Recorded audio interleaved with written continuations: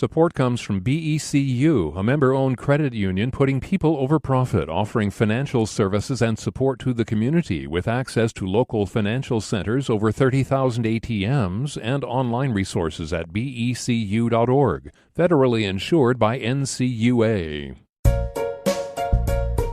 Hey, it's Patricia Murphy. It's Monday. This is Seattle Now.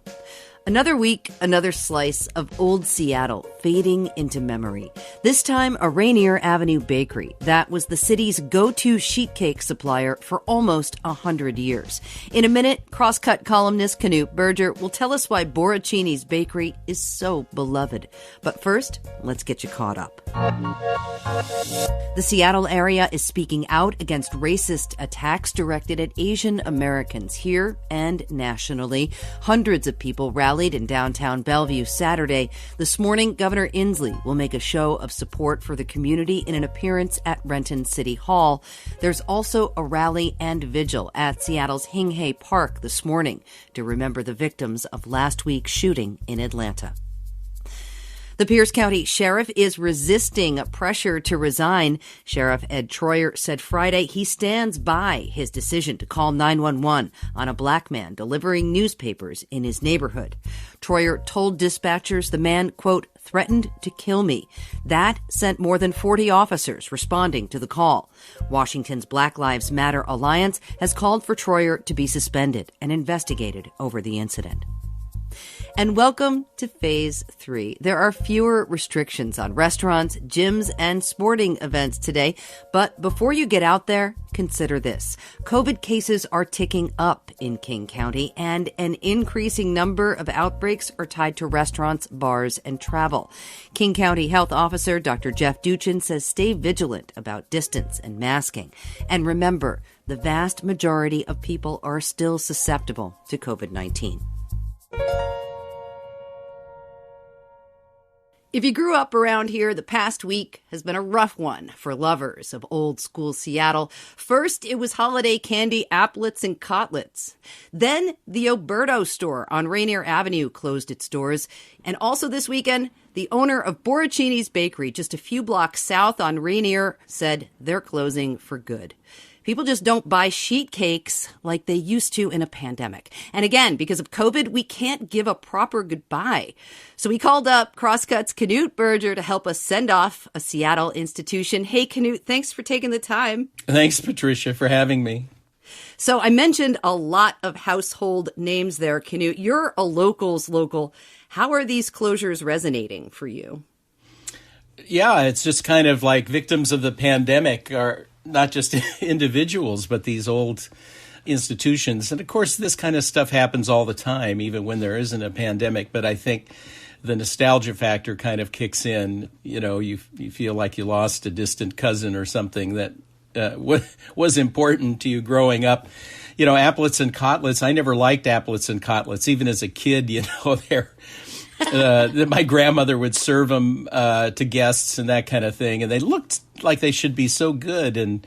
But I did a story over at the Applets and Cotlets factory a few years ago. You know, it was a really great story, a great enterprise, immigrant family, making a business out of something, fairly unpredictable. And, I kind of am all for them in spirit. It's a shame to see them go. And then this double whammy in the Rainier Valley of Borrachini's, and I don't know if that's how you're really supposed to pronounce it, but we always called it Borrachini's. And then the Oberto shop. Those things have been there literally all my life. So, yeah, it feels like a big deal. Yeah, it's really kind of a big blow because they are kind of the businesses you never even got to say goodbye to because we've all been separated for almost a year now. So it doesn't even seem fair in some ways. You grew up in the South End. Do you have a Borrachini story from a family member or a friend? Because to me, it was the kind of cake you brought or the kind of pastry you brought when you were trying to impress, but not in a bougie way. It was more of a working man's pastry place. Yeah, every man's cake. When I worked at Seattle Weekly, I mean, we must have bought, 100 plus cakes a year. Anniversaries, birthdays, people who were leaving, people who were coming. I mean, any excuse, and it was always a Borrachini's cake. Sometimes you could get your name on it. They were inexpensive. You could get them really fast. So I really associate them with the sort of days of working at the Weekly and that kind of newsroom camaraderie we got around. And it wasn't like the cake was particularly great, but you could get these custom cakes, and they satisfied everybody in the way that a good sheet cake does. Well, and that's so important because the last time I checked, there were like 1,700 comments on their Facebook page.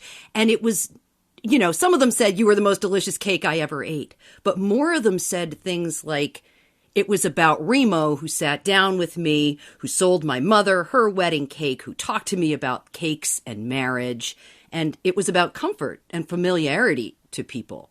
Well, and continuity too. I mean, if you were, if you were able to buy a cake from the place where your mother's wedding cake came from, or places that were connected with friends and whatnot from the workplace, those things have a real, sort of bonding experience.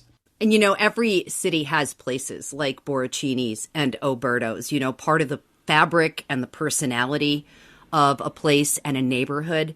And I wonder what gets lost when places like this close, because there will be another business, right? Another function for that building, and something new will come in. But what do we lose?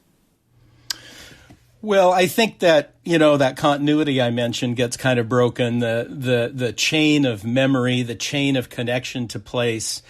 My parents retired in the early 1970s and moved to Bainbridge Island.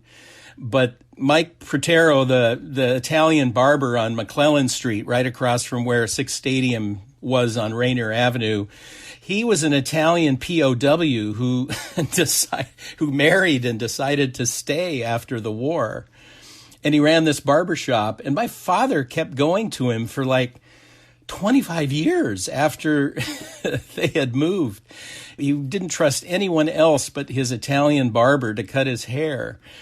And I think it's that way that these commercial establishments kind of tie you to the community.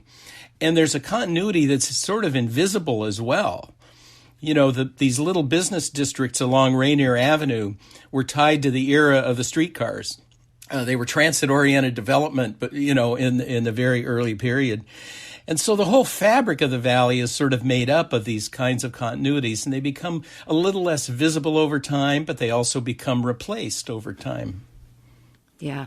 Well, of course, pandemic factors into every single story, and the owners say their business for Borrachini's was down because of COVID, because, of course, we can't gather, right? You need a crowd to feed a crowd. But it really stinks that we cannot say a proper goodbye. That's the cruel irony, is that this place that emotionally connects us, we can't really properly say goodbye to. Yeah, no, that's true. Zoom hasn't figured out a way to do sheet cake yet. Knute Berger, thanks so much for taking the time. Knute writes the Mossback column at Crosscut. Knute, I am writing Arrivederci Borrachini's on an imaginary sheet cake and cutting you a slice. All right, that sounds great. All right, thanks for taking the time. Thank you.